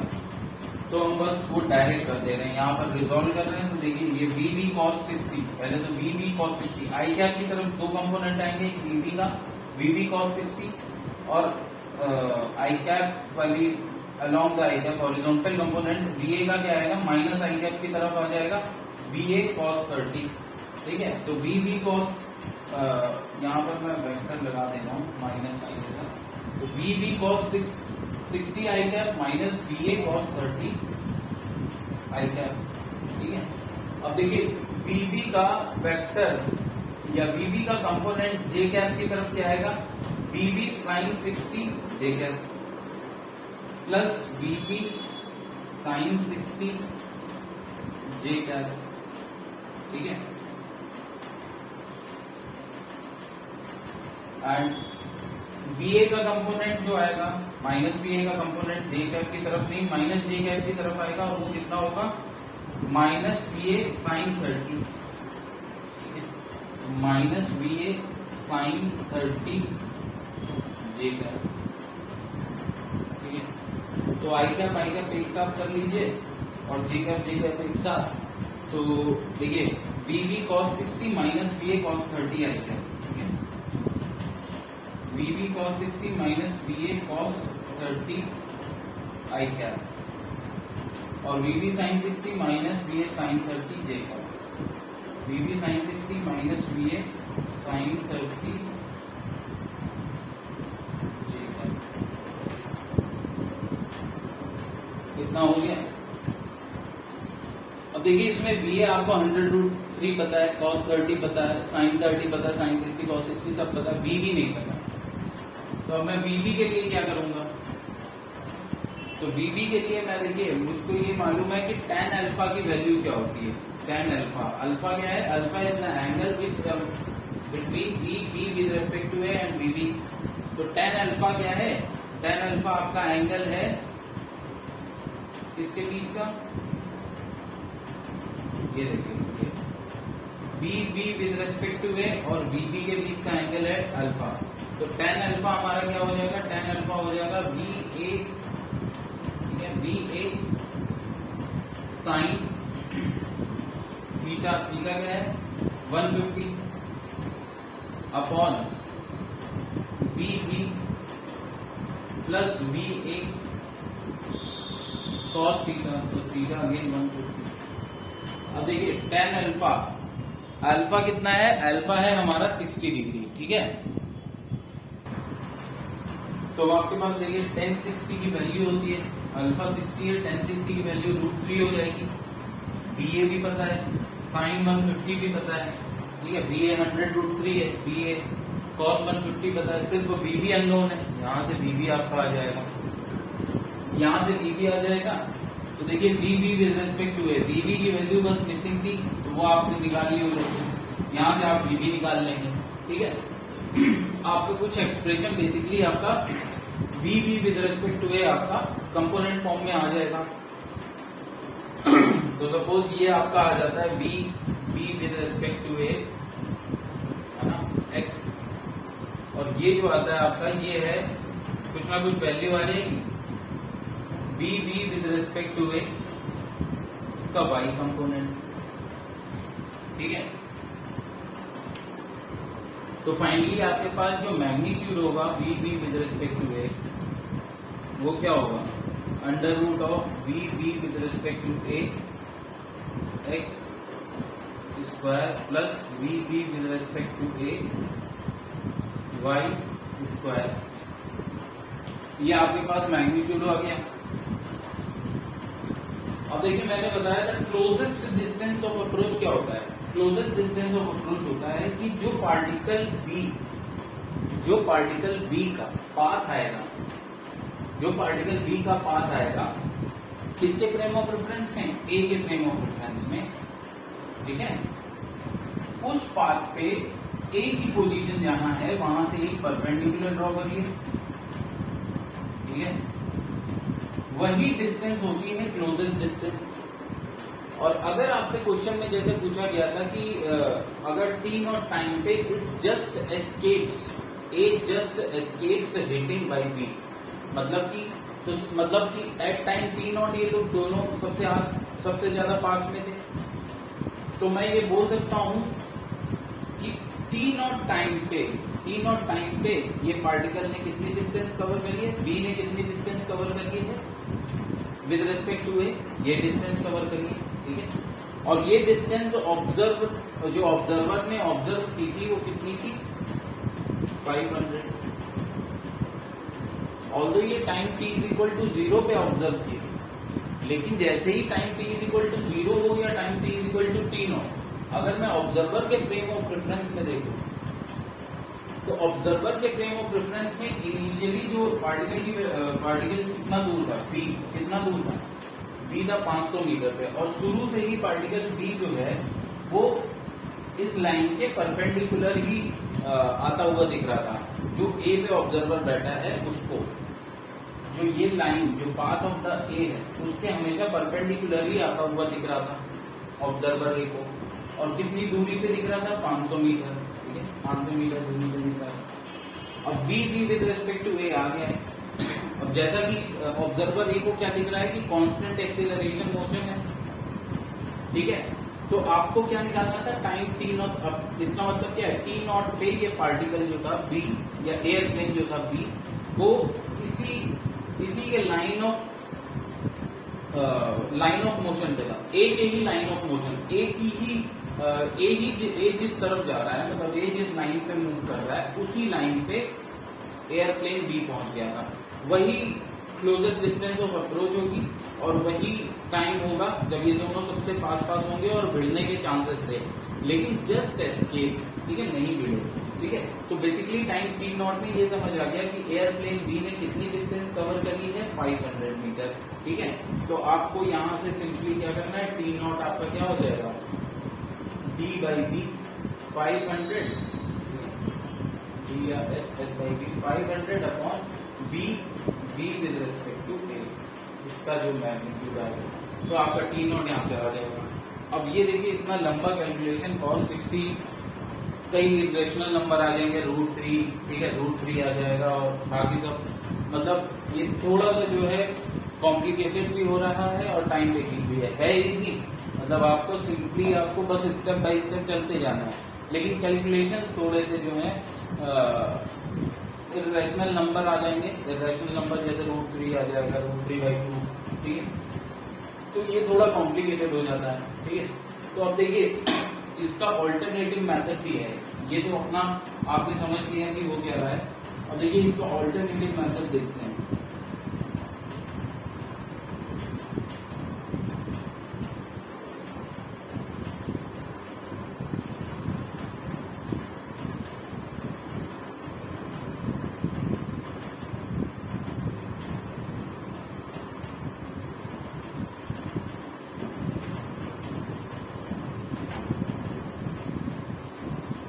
देखिए ए के फ्रेम ऑफ रेफरेंस में मैं बना रहा हूं, तो ए के फ्रेम ऑफ रेफरेंस में जो पार्टिकल जो प्लेन बी था, प्लेन बी की अपनी वेलोसिटी हो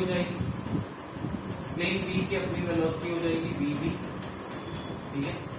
और ये किस एंगल पे, 60 डिग्री, और प्लेन ए की जो वेलोसिटी आएगी देखिए वो किस एंगल पे आएगी, 30 डिग्री पे, और इसको अपोजिट डायरेक्शन में मिल जाती है, ठीक है।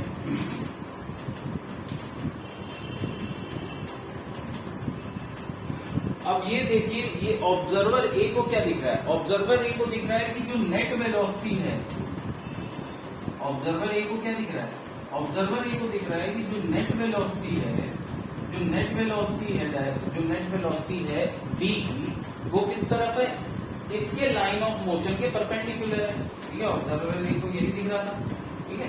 ये B with respect to A जो है वो इसके लाइन ऑफ मोशन के परपेंडिकुलर है, ठीक है। अब देखिए पहले हमने क्या करा था, हमने दो एक्सिस ली थी, जो स्टैंडर्ड एक्सिस होती हैं, एक हॉरिजॉन्टल वाली एक वर्टिकल वाली, और सारे कंपोनेंट हमने उस हॉरिजॉन्टल और वर्टिकल एक्सिस के अलोंग किए थे। एक एक्स एक्सिस वाई एक्सिस ले ली थी और सारे कंपोनेंट हमने क्या किए थे, उस हॉरिजॉन्टल और वर्टिकल एक्सिस के अलोंग किए थे। लेकिन अगर हमारे पास कोई वेक्टर है, उस वेक्टर को हम किसी भी दो परपेंडिकुलर एक्सिस के अलोंग उसके कंपोनेंट देख सकते हैं, ठीक है। कोई भी दो परपेंडिकुलर एक्सिस के अलोंग हम कंपोनेंट देख सकते हैं। दो परपेंडिकुलर मतलब दो एक्सिस आपस में एक दूसरे पे 90 डिग्री पे हैं, ठीक है। तो पहले हमने इस एक्सिस के अलोंग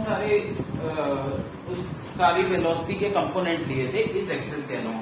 अब हम इस एक्सिस के अलोंग ना लेके हम क्या कर रहे हैं, एक्सिस को टर्न कर दे रहे हैं और देखिए एक हो जाएगा कौन सा, एक हो जाएगा perpendicular to this line of action, line of motion of the एक।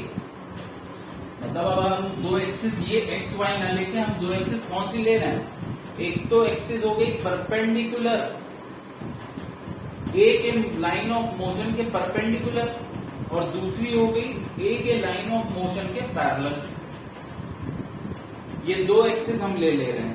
अब हमारी एनालिसिस हमारे बाकी सारे क्वेश्चन क्या होंगे, मतलब बाकी सारे जो वेक्टर्स हैं जितने भी आप देख रहे हैं वो अब हम क्या करेंगे, इस एक्सिस के अलोंग, इन दोनों एक्सिस के अलोंग इसके कंपोनेंट करेंगे, ठीक है। ये 90 डिग्री है। तो अब हम सारी मतलब देखिए अब हम जो कंपोनेंट करेंगे वीबी का और वीए का, वो कौन सी दो एक्सिस के अलोंग करेंगे, एक्स एक्सिस वाई एक्सिस ना लेके हमने क्या लिया है, एक एक्सिस ले ली है जो कि पैरेलल है ए के लाइन ऑफ मोशन के और दूसरी जो कि परपेंडिकुलर है ए के लाइन ऑफ मोशन के, ठीक है।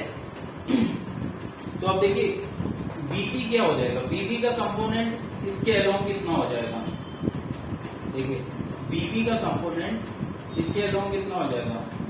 तो देखिए ये एंगल 30, ये एंगल पूरा 60, ये एंगल पूरा 60। अब आपको पता है कि ये लाइन जो है, सपोज ये मैं एक्स डैश नाम दे रहा हूं और ये एक्सिस को मैं वाई डैश नाम दे रहा हूं। तो एक्स डैश क्या है, एक्स डैश है आपका पैरेलल किसके, line of motion of A के, line of motion of A. और वाई डैश जो है वो किसका है, वो क्या है, perpendicular to the line of motion of A. तो अगर ये पैरेलल है लाइन ऑफ एक्स डैश पर पैरेलल है line of action of A, line of motion of A के, तो ये एंगल कितना हो गया 30 डिग्री। ये एंगल कितना हो गया 60 - 30, ये भी 30 हो गया, ठीक है। तो हमारा जो component along x dash, velocity component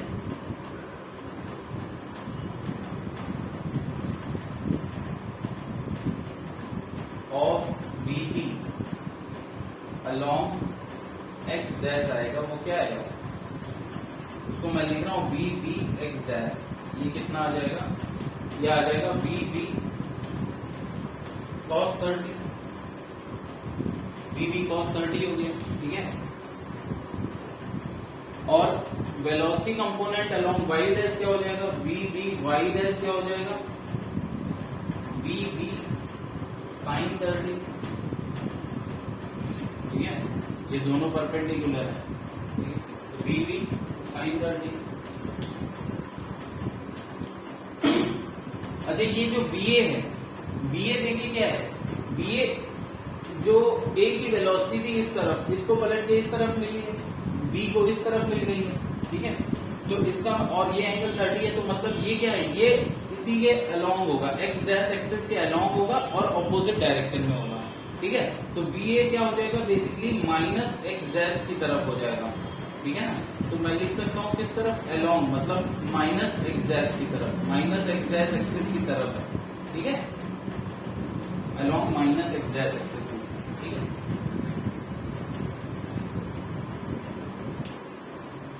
तो ये हमारा हो गया vb x डैश,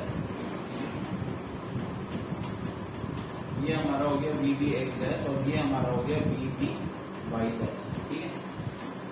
अब देखिए जो ऑब्जर्वर ए में बैठा था उसको नेट वेलोसिटी किस तरफ दिख रही थी, ये वाली लाइन पे ना, जो परपेंडिकुलर है line of motion of A के, जो परपेंडिकुलर है line of motion of A के, उस तरफ दिख रही थी इसको वेलोसिटी।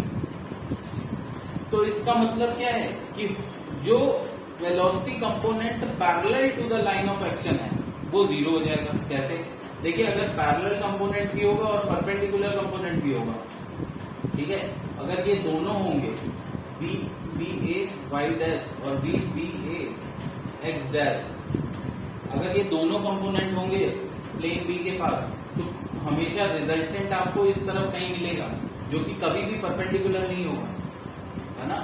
अगर परपेंडिकुलर होना है, नेट वेलोसिटी को अगर परपेंडिकुलर होना है तो मतलब हॉरिजॉन्टल कंपोनेंट को 0 होना पड़ेगा, ठीक है, हॉरिजॉन्टल कंपोनेंट को 0 होना पड़ेगा, तभी नेट वेलोसिटी परपेंडिकुलर होगी, ठीक है। तो इसका मतलब क्या है, हॉरिजॉन्टल कंपोनेंट 0 होगा, ठीक है। अब v भी विद रिस्पेक्ट टू ए सब बना है, यहाँ पर हॉरिजॉन्टल कंपोनेंट 0 होना है, तो देखिए हॉरिजॉन्टल कंपोनेंट है क्या, V B X dash minus we A आई गया, ठीक है, V B X dash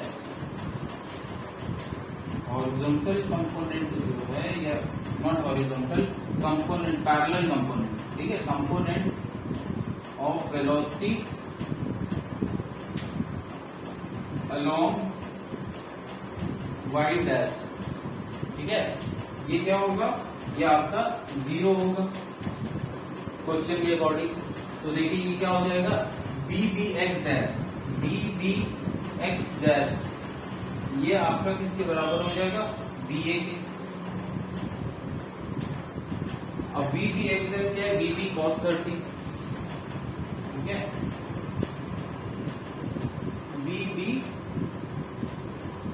cos 30 B ए के बराबर, बी ए आपका दिया गया है 100√3, तो कॉस 30 आपका कितना हो जाता है, √3/2। तो यहां से वी बी क्या आ गया, √3 कैंसिल हो गया और ये हो गया 200 मीटर पर सेकेंड। वी बी आ गया, कितना इजीली आया वी बी आ गया 200 मीटर पर सेकेंड, ठीक है। अब देखिए जो we B with respect to A बचा, जो परपेंडिकुलर है, परपेंडिकुलर किसके, line of motion of A के, वो है वी बी वाई डैश, तो बस वही आपका V B with respect to A भी हो गया है, ठीक है। तो V B with respect to A क्या हो गया, वो हो गया वी बी वाई डैश, वो हो गया वी बी साइन 30। अब ये आपका वी बी साइन 30 देखिए कितना हो जाएगा, 200 इंटू 1/2, 100 मीटर पर सेकेंड आ गया। देखिए V B with respect to A कितना इजीली आ गया, 100 मीटर पर सेकेंड। अब यहाँ पे डिस्टेंस ये कितनी है, ये डिस्टेंस है आपकी दी गई है 500, ठीक है। तो आपको जो टाइम लगा, जो टाइम टी नॉट होगा वो क्या होगा, 500/100, 5 सेकेंड, ये आंसर है। जो पिछला मेथड था, जो पूरा आपने जो पहले tan अल्फा और फिर V B with respect to जो हॉरिजॉन्टल कंपोनेंट लेके किया था, उसमें क्योंकि रैशनल नंबर इन्वॉल्व होंगे, √3/2 आ जाएगा, ऐसे नंबर्स आ जाएंगे, √3 आ जाएगा, ठीक है। तो इस वजह से √3+1, ठीक है, तो इस वजह से क्योंकि रैशनल नंबर इन्वॉल्व होंगे, तो कभी भी आपका आंसर जो है एग्जैक्ट 5 सेकेंड नहीं आएगा, कुछ ना कुछ 5.7 समथिंग सेकेंड आएगा, राइट। और उसमें कैलकुलेशन भी बहुत ज्यादा डिफिकल्ट होती जाएगी, ठीक है। तो ये थोड़ा सा बस दिमाग लगाना है कि यहाँ पर बस हमने क्या करा है, इतना ही किया है कि हॉरिजॉन्टल कंपोनेंट और वर्टिकल कंपोनेंट में कन्वर्ट ना करके हमने क्या करा, एक पैरेलल कंपोनेंट कर लिया, parallel to line of motion of A, और एक परपेंडिकुलर कंपोनेंट कर लिया, perpendicular to line of motion of A, ठीक है। फिर देखिए पैरेलल कंपोनेंट 0 होना चाहिए, क्योंकि ऑब्जर्वर जो ए में बैठा है, ए के रेस्पेक्ट में बी का वेलोसिटी कैसा है, perpendicular to the line of motion of A. तो इसका मतलब है जो पैरेलल कंपोनेंट है वो 0 होना चाहिए। पैरेलल कंपोनेंट 0 कब होगा, जब आपका जो है वी बी विद रिस्पेक्ट, मतलब velocity of B X dash के अलोंग जो होगा, और वेलोसिटी ऑफ ए ये 0, ये इक्वल हो जाए, तो V B X dash minus we A जो है वो 0 हो जाए, तभी ये नेट वेलोसिटी इस तरफ मिलेगी, ठीक है। तो वो हमारा अकॉर्डिंगली हमने सारी चीजों को इक्वल किया, और फाइनली टी नॉट हमारा क्या होगा, distance upon velocity of B with respect to A, क्यों, क्योंकि ये कहा जा रहा है कि ए क्या है, ए के रेस्पेक्ट में बी का मोशन कैसा है, यूनिफॉर्म, ठीक है।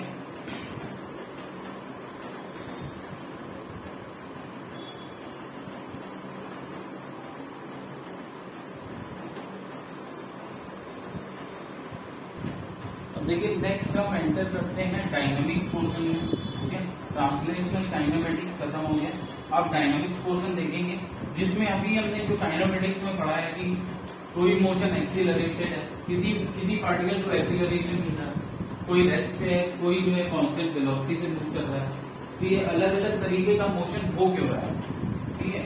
तो बेसिकली इनके पीछे का कारण क्या है, ठीक है, कॉजेज। तो डायनामिक्स में हम यही पढ़ते हैं क्या, कि कॉजेज ऑफ मोशन,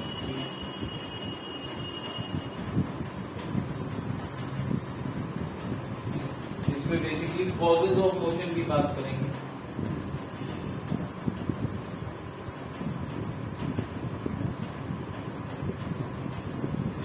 ठीक है।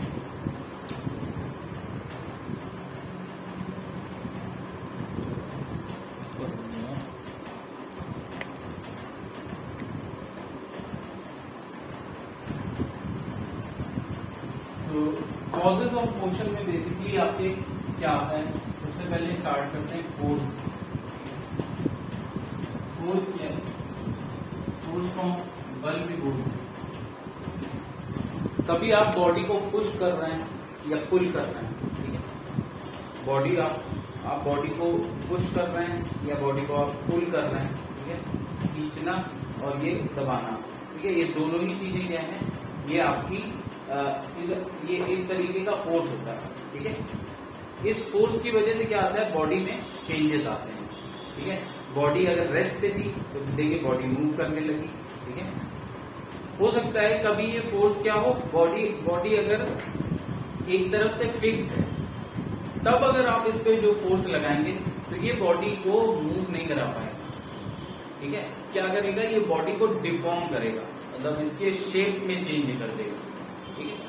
अगर ये सॉलिड है तो जो शेप चेंज होगा वो आपको जनरली दिखता नहीं है, बस यही फर्क होता है, ठीक है। सॉलिड बॉडी में शेप चेंज दिखता नहीं है, ठीक है, लेकिन फिर भी होता है, जो कि हम पढ़ते हैं इलास्टिक प्रॉपर्टीज, जब हम पढ़ते हैं elastic properties of the solid, तो उसमें हम ये बात कंसीडर करेंगे कि फोर्स का इफेक्ट तब क्या होगा, डिफॉर्म करेगा बॉडी को। लेकिन जब तक हम यहाँ पर अभी पढ़ेंगे तो यहाँ पर जो कॉजेज ऑफ मोशन है, ठीक है, वो क्या करेंगे, अगर कोई बॉडी स्टेट ऑफ रेस्ट में है तो उसको मोशन में ले आएगा, अगर कोई बॉडी मोशन में है, मूव कर रही है मान लीजिए, तो उसको रेस्ट पे भी ला सकता है, ठीक है।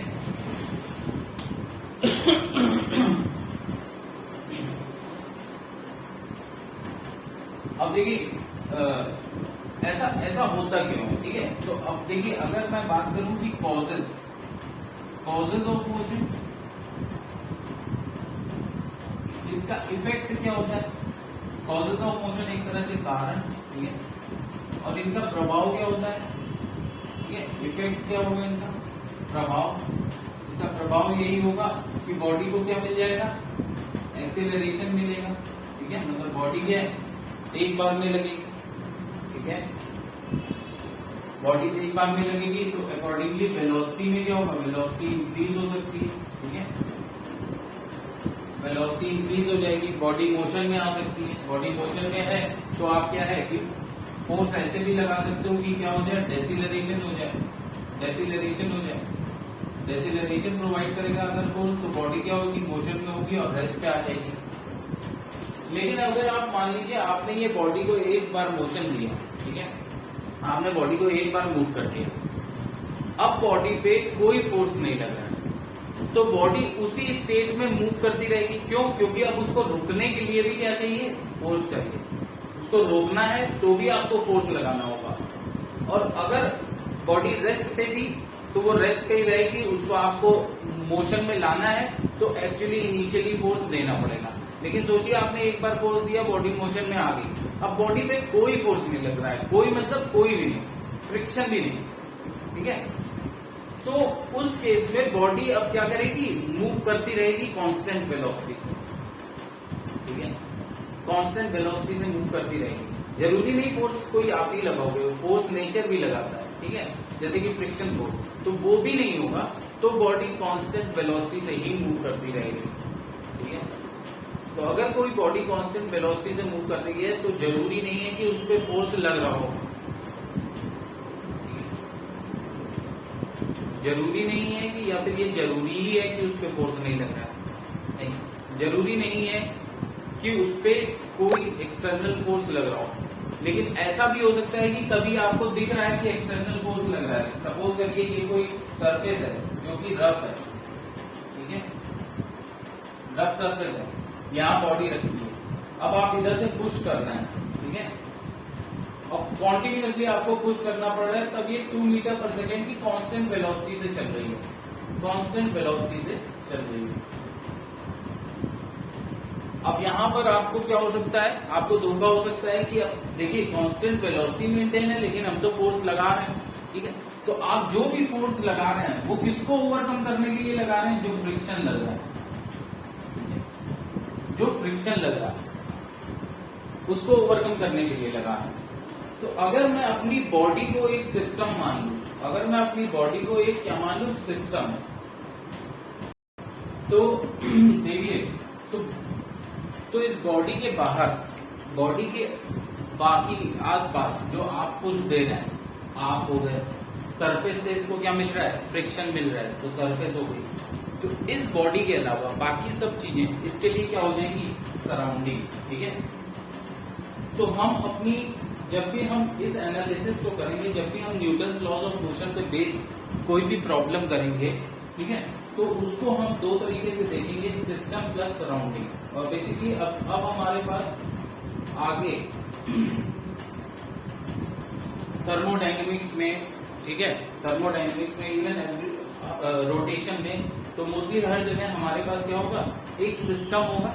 सिस्टम या तो बॉडी, एक पर्टिकुलर बॉडी होगी, या फिर और भी बॉडीज हो सकती हैं, ठीक है, मतलब एक पार्टिकल होगा या कई सारे पार्टिकल्स भी हो सकते हैं, ठीक है, और उन पे सराउंडिंग कुछ फोर्स लगाएगी, ठीक है। तो हमारी एनालिसिस बेसिकली अब इस तरीके से बेस्ड होगी, एक सिस्टम होगा जो जिसके हम स्टडी कर रहे हैं, जिस भी ऑब्जेक्ट की हम स्टडी कर रहे हैं वो सिस्टम होगा, जिस भी ऑब्जेक्ट पे हम सराउंडिंग की वजह से लगने वाले फोर्स का, कॉजेस का इफेक्ट देख रहे हैं, वो बॉडी हमारे लिए सिस्टम हो जाएगी, और उस बॉडी को छोड़ के बाकी सब सराउंडिंग होगा, ठीक है। तो अब देखिए यहाँ पर अगर मैं अपने सिस्टम पे देखूं, तो सिस्टम हमारा जो कि बॉडी है, अगर मैं इस बॉडी पे देखूं, अपने सिस्टम को देखूं, तो सिस्टम पे जो हमारा नेट फोर्स है, नेट फोर्स मतलब टोटल सबका समेशन, जितने भी बाहर से, जितना भी सराउंडिंग से इसके ऊपर, सिस्टम के ऊपर हमारा फोर्स लग रहा है,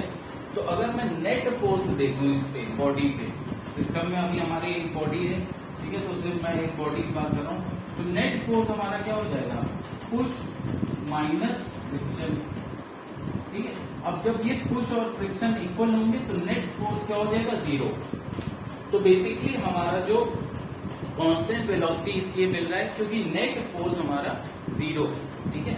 तो इस तरीके से भी हमको एनालिसिस करनी होगी कि फोर्स सिर्फ सिंगल नहीं होगा, फोर्स कई सारे होंगे, उनका नेट फोर्स क्या होगा, नेट इफेक्ट क्या होगा, वो हम देखते हैं, ठीक है। अब बॉडी के साथ ऐसा क्यों होता है, बॉडी के साथ ऐसा क्यों होता है, तो मतलब ये जो कॉज और इफेक्ट के बीच में रिलेशन है, ये रिलेशन की कुछ ना कुछ इनको अगर इनके आपस में कुछ रिलेशन है तो कुछ तो इंटरलिंकिंग पोर्शन होगा, मतलब इन दोनों को कॉज की वजह से अगर कोई इफेक्ट हो रहा है तो कुछ ना कुछ तो इनके बीच में रिलेशन होगा ना, ठीक है। वो रिलेशन क्या है, वो रिलेशन है बॉडी की एक प्रॉपर्टी, बॉडी की प्रॉपर्टी, ठीक है ना। तो inherent property of the body, मतलब ये बॉडी की प्रॉपर्टी है, ठीक है, किसी भी बॉडी की, इस नेचर में जितनी भी बॉडी पाई जाती हैं, हर एक बॉडी की, हर एक पार्टिकल की बोल सकते हो, ये एक प्रॉपर्टी, ठीक है। वो प्रॉपर्टी के बारे में आपको किसने बताया है? The one and only Newton. और उस प्रॉपर्टी का नाम क्या है? इनर्शिया, जड़त्व। और पहला न्यूटन्स लॉ ऑफ मोशन को हम लोग क्या बोलते हैं? First Newton's law of motion को हम लॉ ऑफ इनर्शिया भी बोलते हैं, जो कि होता है जड़त्व का नियम। इसके अकॉर्डिंग क्या होता है कि बॉडी अगर स्टेट ऑफ रेस्ट में है, तो क्योंकि उसके अंदर इनर्शिया है, जड़त्व है, तो वो स्टेट ऑफ रेस्ट में ही रहेगा, ठीक है। और अपने आप कभी भी नहीं हो जाएगा कि मूव कर जाएगा, उस पे बाहर से कुछ ना कुछ हमको फोर्स लगाना ही पड़ेगा, कुछ ना कुछ उसमें हमको बल लगाना ही पड़ेगा, जिसकी वजह से वो आगे मूव करेगी, ठीक है। क्यों? क्योंकि बॉडी की प्रॉपर्टी क्या है? जड़त्व, इनर्शिया, इनर्ट होना, कुछ ना करना, ये किसी भी बॉडी की प्रॉपर्टी है, ठीक है।